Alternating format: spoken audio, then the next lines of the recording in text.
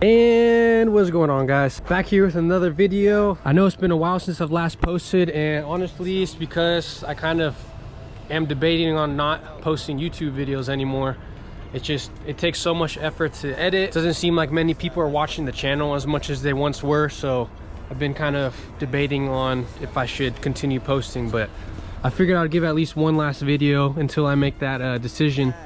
Today I'm going to be replacing this fuse box on my buddy's E30, and as you can see, this little bastard almost caught fire. So yeah, I've already removed all the relays and stuff from the fuse box, all the fuses right there. Obviously take a picture before you start taking things apart.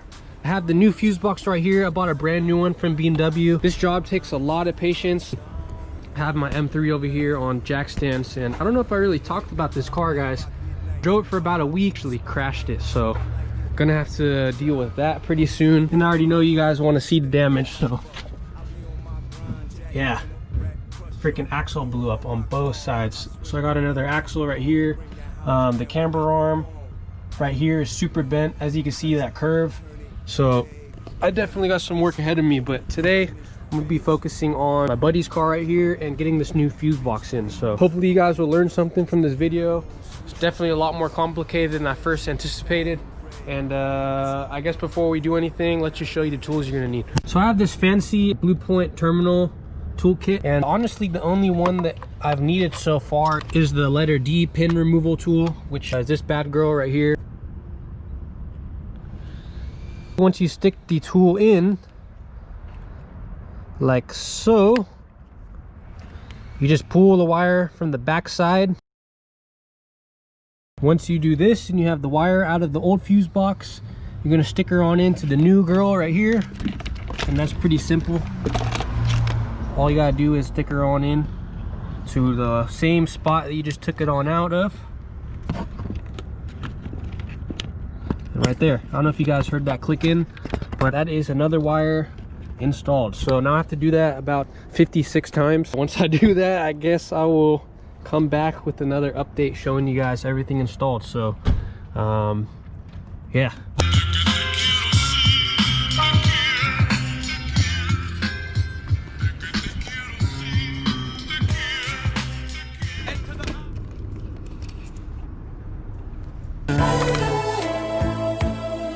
You know it.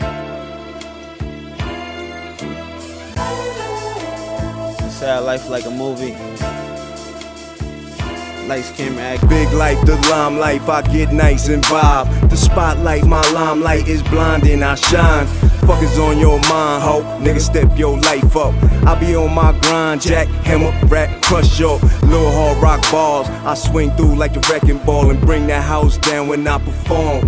Hey, come here, touch it, turn it, babe. So the most important thing you need to know about all of these pins and these pins is that there's actually a lock that holds them in. This is what the lock looks like. There's 4 tabs that hold the actual lock in place. The lock holds every single pin in place. So in order to remove this lock, you need to depress these 4 tabs right here. You can easily see them on the top side. The tabs are these bad boys, and on the bottom side you can see the tabs right here. What you're gonna have to do is get one of these jammies, stick her on in there. You can see how I'm bending that tab back like so.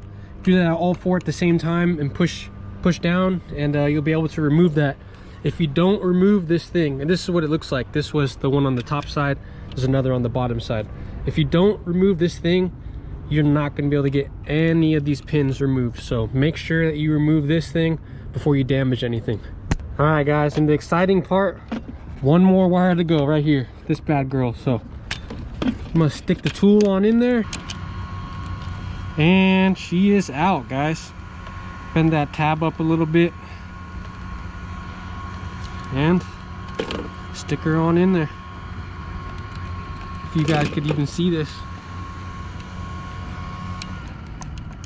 Bang! Look at that, guys. Not good. Oh yeah, check it. Look at that. Got real hot.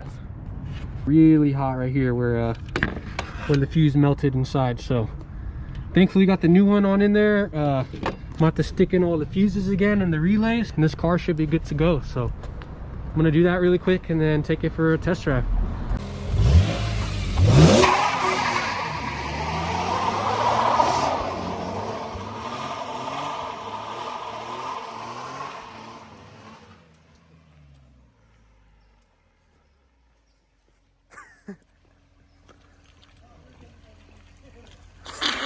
He just gave us a thumbs up.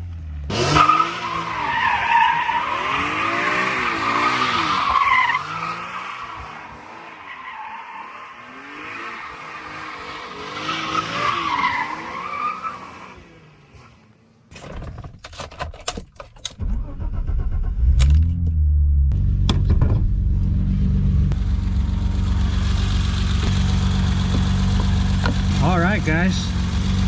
And just like that, the fuse box is replaced. The car's all running. I really like these wheels on this car.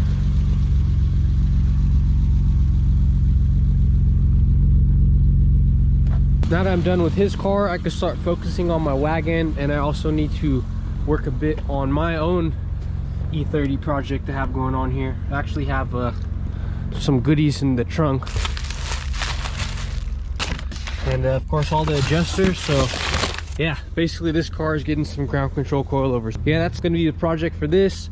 The wagon I have to replace the speakers on, and the M3 I already mentioned. I crashed it and showed you the broken axle, so I got my hands busy with these three things. And the other cars over here, these ones are all good, thankfully.